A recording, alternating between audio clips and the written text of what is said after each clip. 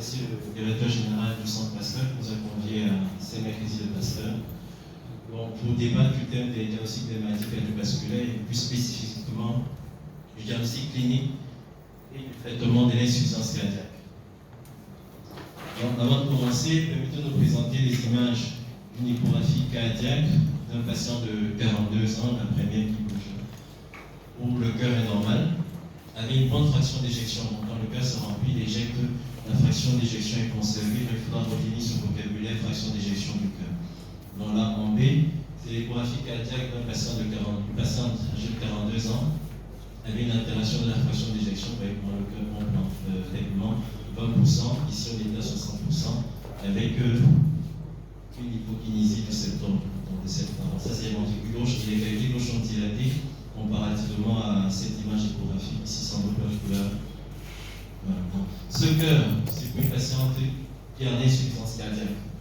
Donc l'intérêt, l'objectif à la fois de cette communication, c'est de vous permettre que vous soyez infirmier choc de poste dans nos centres de santé qui sont régulés. Pour médecin généraliste, c'est de planifier la prise en charge d'une insuffisance cardiaque en collaboration avec les cardiologues qui gèrent votre aire de santé. C'est un travail d'équipe dès que vous recevez le malade. Donc de façon plus spécifique, vous allez être capable de définir une insuffisance cardiaque, de décrire la démarche diagnostique devant une insuffisance cardiaque et la démarche thérapeutique devant une insuffisance cardiaque. Donc nous adoptons le plan suivant pour atteindre nos objectifs. À l'introduction, nous rappelons qu'au Cameroun, les maladies cardiovasculaires représentent la deuxième cause de mortalité d'après l'OMS. Et parmi elles, l'insuffisance cardiaque est un réel problème de santé publique, comme le montre une étude réalisée par notre maître, le Dr Pété et le professeur Alain Menanga en 2011 dans les services de cardiologie de l'hôpital central et de l'hôpital général de Yaoundé, où la prévalence hospitalière de l'insuffisance cardiaque était de 40% et la prévalence de la mortalité intra-hospitalière était de 16%, qui montre quand même ce réel problème de santé publique, amenant un diagnostic précoce et une prise en charge adaptée et précoce pour réduire cette mortalité.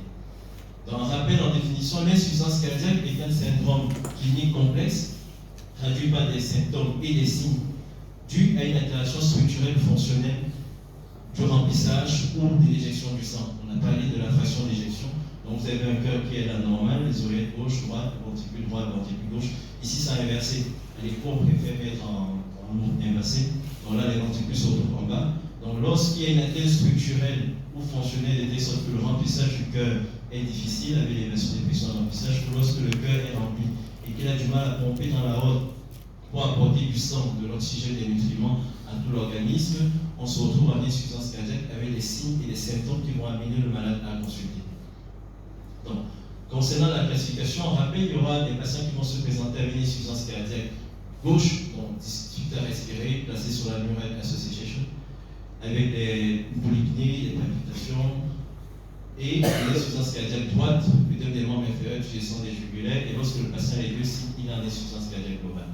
On pourra reclasser aussi le malade en insuffisance cardiaque chronique qui peut être stable ou décompensée en insuffisance cardiaque aiguë dans les signes congestifs qu'on a cités plus haut. Réapparaissent pour faire les tests ou apparaissent de nouveau et c'est ça qui amène le patient à consulter. Quel que soit le mode de l'insuffisance cardiaque, il est plus important de retenir s'il est présenté avec une altération de la fraction d'éjection, donc la puissance d'éjection du cœur, est-ce que c'est altéré ou est-ce que c'est préservé. D'où cette classification qui est à retenir.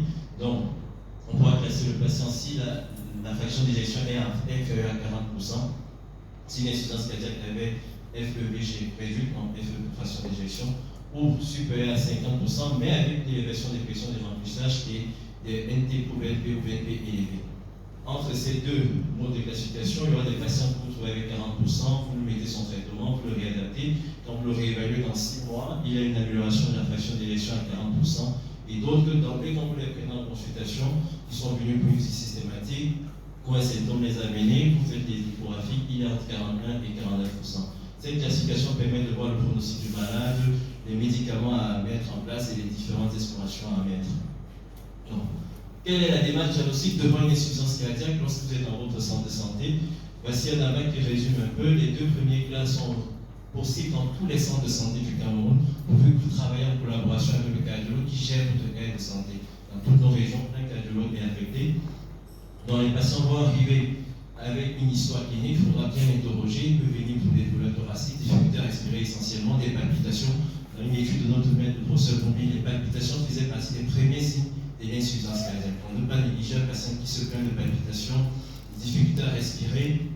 Il peut avoir des œdèmes des membres inférieurs ou pas. Beaucoup de patients viennent d'abord avec ces symptômes, on met un antibiotique parce qu'ils toussent, on retarde le diagnostic et c'est quand les œdèmes augmentent, apparaissent qu'il est référé vers un cardiologue. Donc, il y aura une histoire. Est-ce qu'il y a des facteurs de risque des maladies cardiovasculaires? Est-ce qu'il fume? Est-ce qu'il est hypertendu, diabétique, obèse? Est-ce qu'il a une dyslipidémie connue mais non traitée?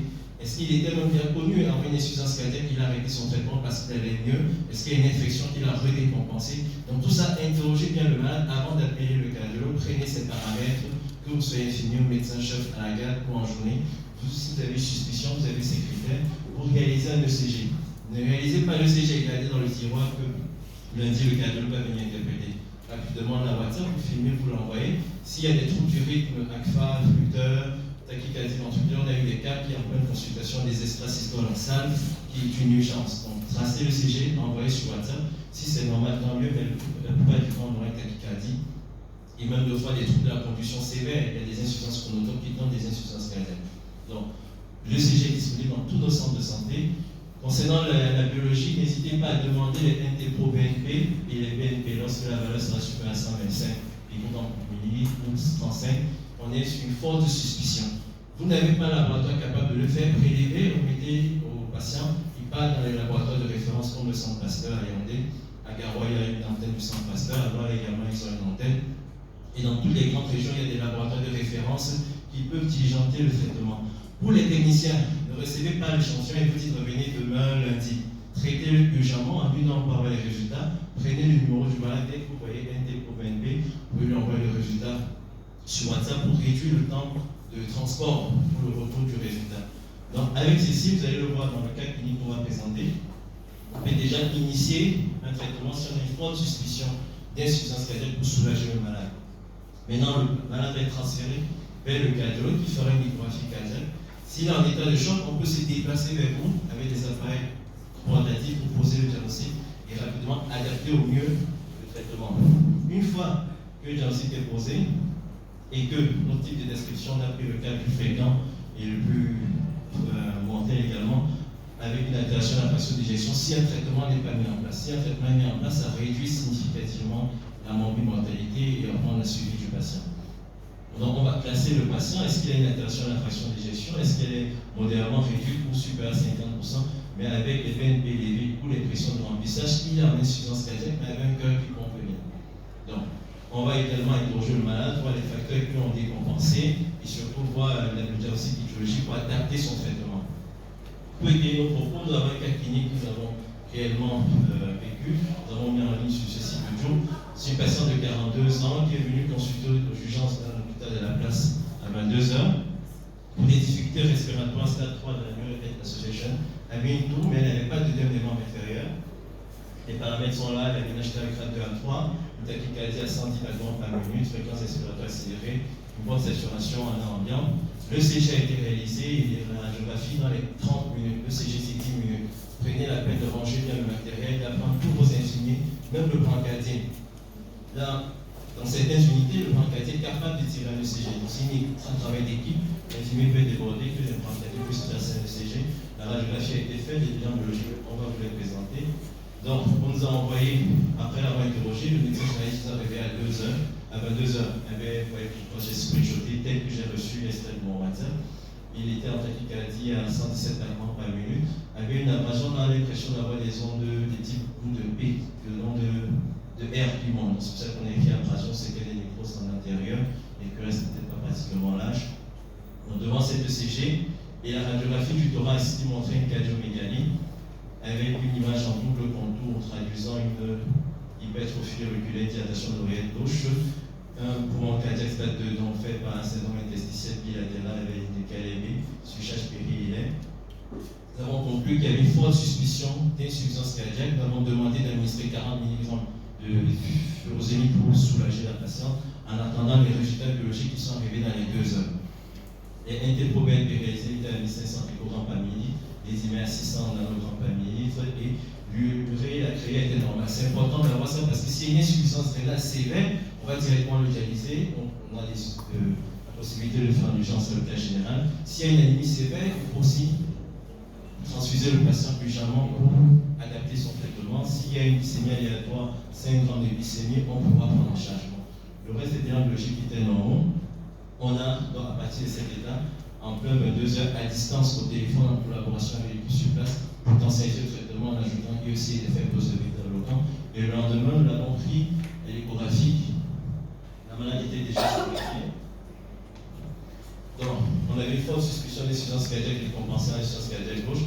L'échographie a été faite le matin, confirmant l'insuffisance cardiaque, l'apnée structurale, la vasodilatation cardiaque gauche, l'élévation des pressions de remplissage, une hypokinésie frontaleroseptale. On a planifié, on a optimisé le traitement au fur et à mesure, on a planifié une IRM cardiaque qui va être faite à l'hôpital général. L'épreuve des fois également va être faite, non pas pour les ischémies silencieuses, mais pour calculer la capacité fonctionnelle, évaluer en mètres, calculer la fréquence cardiaque d'entraînement de ce patient et initier sa cure de réadaptation.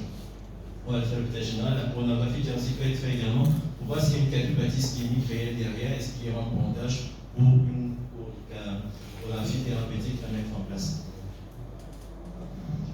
Donc, en résumé, pour le monde de la diagnostic, vous devez maîtriser les symptômes qui peuvent évoquer une insuffisance cardiaque, les signes cliniques, les facteurs de risque qui prédisposent un patient, si ce n'est pas contrôlé, à développer une insuffisance cardiaque. Pensez au diagnostic différentiel, tout l'intérêt d'avoir une radiographie, voir s'il y a une pleurésie à évacuer pour soulager le malade. Et surtout chercher le diagnostic étiologique une fois que c'est confirmé, est-ce que c'est une maladie coronarienne pour adapter son traitement pour ces investigations. On a des patients de 29 ans qui ont une cardiomyopathie dilatée, même s'ils buvaient beaucoup d'alcool, il faut pousser les investigations. L'alcool va entraîner une dyslipidémie, va entraîner une cardiopathie ischémique à long terme. Il ne faut pas hésiter. On a des femmes qui viennent d'insuffisance cardiaque dans les 3 mois après l'accouchement. On croit que c'est une infection pulmonaire. Or, si on pousse les investigations, on tombe sur une cardiomyopathie donc les troubles du rythme non contrôlés, les insuffisances chronotropes, bref, tous les diagnostics étiologiques, vous devez en même temps commencer à planifier. Si c'est une valvulopathie, il faut préparer le malade pendant qu'il est en souffrance, que dès qu'on te stabilise, on pourra t'opérer. On a 3 unités de chirurgie cardiaque au Cameroun, une à l'hôpital général de Yaoundé, donc il faut préparer le malade pendant tout le processus. Concernant le traitement, stade 1, on a confirmé qu'il s'agit d'une insuffisance cardiaque avec une altération de la fraction d'éjection en bas de 40%. On peut d'emblée initier les ARNI, dont le sécurité Vasanta est disponible à Yaoundé, à Douala, ils sont en train de mettre en place, pas encore dans toutes les pharmacies. Chez nos patients à 22 heures, ce n'est pas la peine de prescrire une molécule que vous allez trouver dans des pharmacies qui ne sont pas de garde. Donc, se rassurer que c'est disponible, il y a. On peut également initier directement avec un ARADO ou un IEC. Donc, notre patient a fait le choix d'un IEC à très faible dose.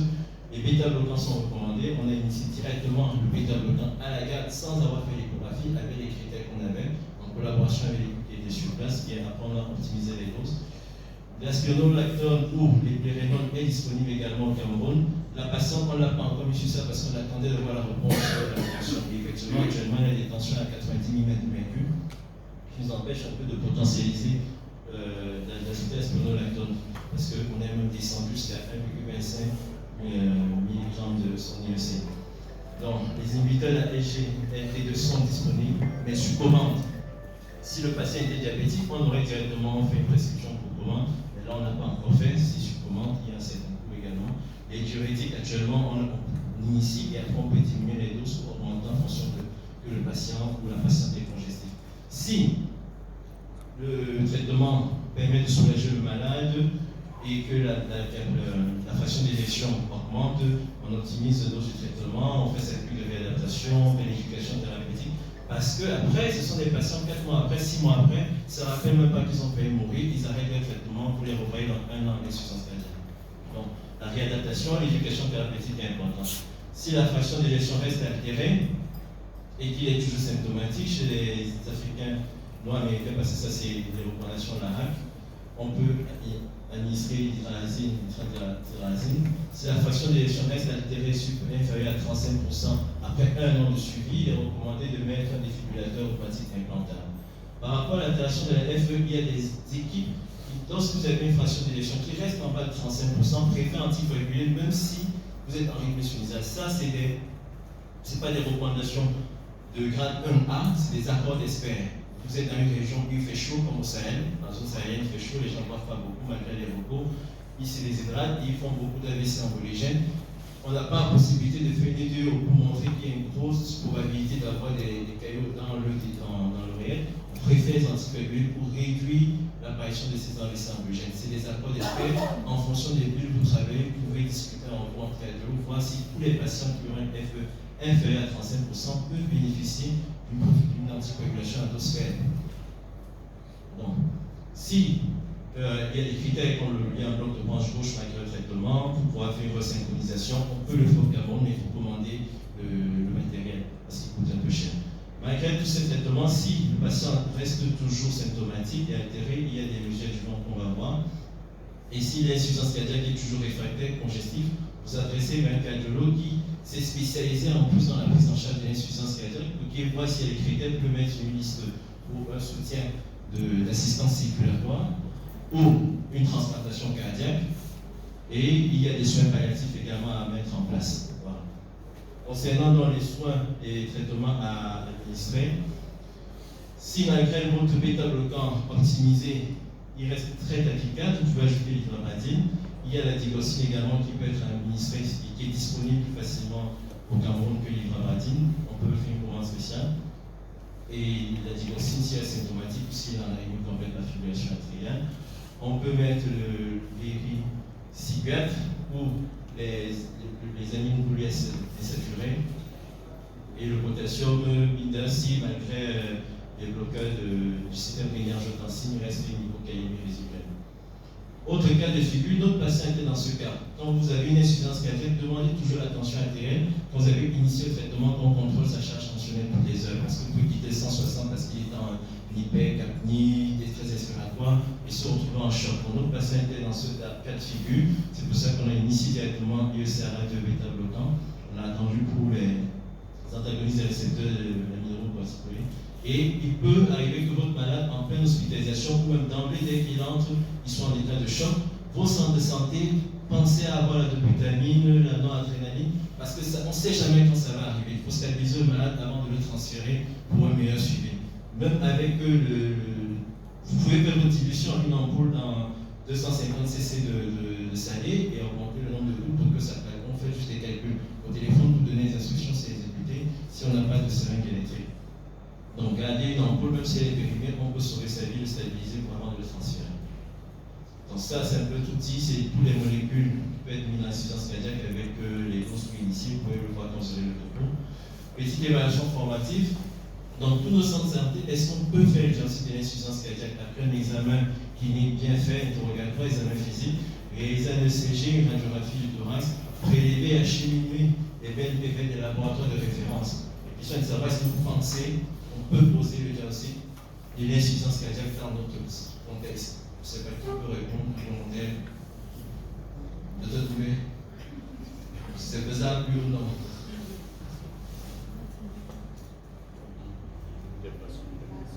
C'est-à-dire savoir, dans nos centres de santé actuellement, en collaboration avec les cardiologues que vous serez demain, vous pouvez organiser le diagnostic de l'insuffisance cardiaque après un examen clinique, réaliser un ECG, une radiographie du thorax et prélever et acheminer vers un laboratoire de référence NT-proBNP. Voilà, c'est faisable l'objectif de la communication interne. En conclusion, Monsieur le Président de séance, l'insuffisance cardiaque est un réel problème de santé publique. La mise en place d'un système de santé permettant un diagnostic précoce et une prise en charge adaptée au public nécessaire pour réduire la mortalité liée à cette affection. Nous vous remercions pour votre attention. Voilà la bibliographie qui nous a été dans la formation 2022 et aussi on a mis le cadre unique pour visiter la démarche de dossier en télémédecine avec WhatsApp. Merci pour votre attention.